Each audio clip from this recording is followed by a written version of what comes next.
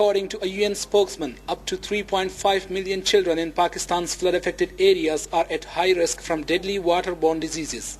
The situation in Khyber Pakhtunkhwa province, which was hit by the floods first, is more serious as its health care facilities are not functioning properly even in normal times. First I had diarrhea for few days because there is no clean drinking water available, and now I am suffering from cholera. We had to struggle hard in the floods. May God help me. Two of my children are suffering from skin disease and the other two have diarrhea. While this, my granddaughter is suffering from cholera. None of them is improving because we are not getting proper medical help in the camp. With 1,600s already killed by the devastating floods across the country, more lives are at risk. Lack of clean drinking water and unhygienic conditions in the flood-affected areas and in the camps pose a potential risk of spreading waterborne diseases like diarrhea and cholera. The Pakistani Health Ministry has sent a red alert to the World Health Organization for starting an emergency treatment against the diseases which are spreading faster along the flowing polluted water.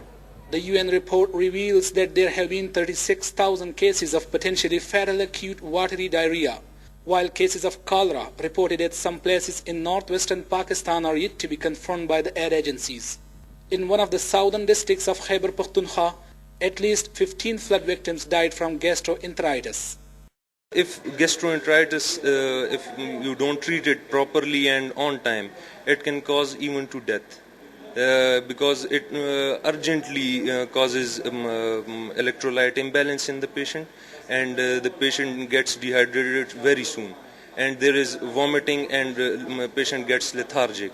So if you don't treat the patient properly and in time, it may cause his death.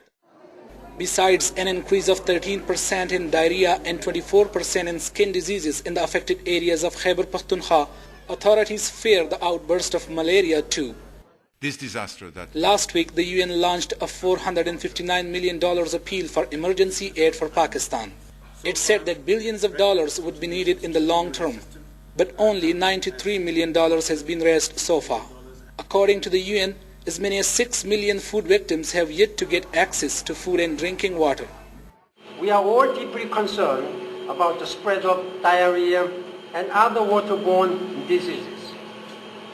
All our combined medical capacity will be needed to provide the right drugs and care. We want to help provide emergency health care to 14 million people with a special program for children and for pregnant women. Safe water and sanitation is critical in reducing the impact of cholera and other waterborne diseases. Medical experts believe the epidemic, if left untreated, could create another disaster and raise the death toll.